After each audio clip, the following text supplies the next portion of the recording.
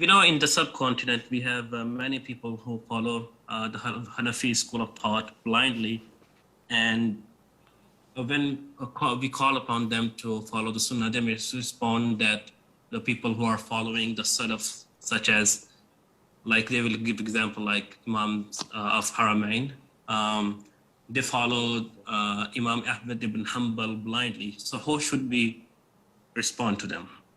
First of all, the imams of the haram are not our role models. They are like everyone else. Beside the point, they are not blind followers of a school of thought.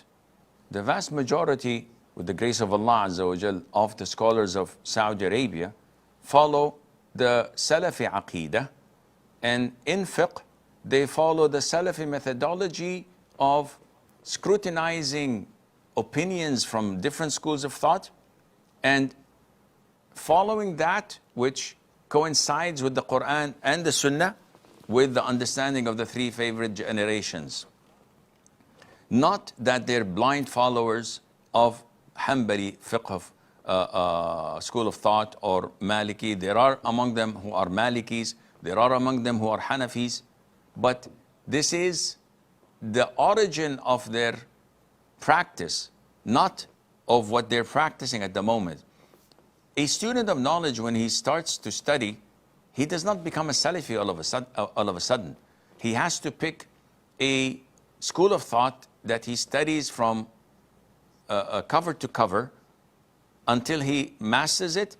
Then he goes and scrutinizes it with the Quran, the Sunnah, to know which is right among it, which is 85% probably, and which is wrong, which is 15% to 20%, and he adopts what is in accordance with the Quran and the Sunnah. They don't come out of thin air being Salafis. No, they have to study the books of a school of thought. But afterwards, what defines them is what they are actually practicing. So don't argue with these blind followers, whether in the subcontinent or elsewhere, because it's fruitless. Yeah, it's wasting time. They don't want to listen to your da'wah. Let them be.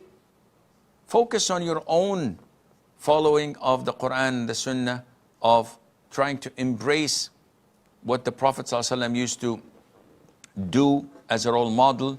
And by doing so, you have fulfilled your duty, and people would follow you inevitably because they can see what is true and what is not, and Allah Azza wa Jal knows best.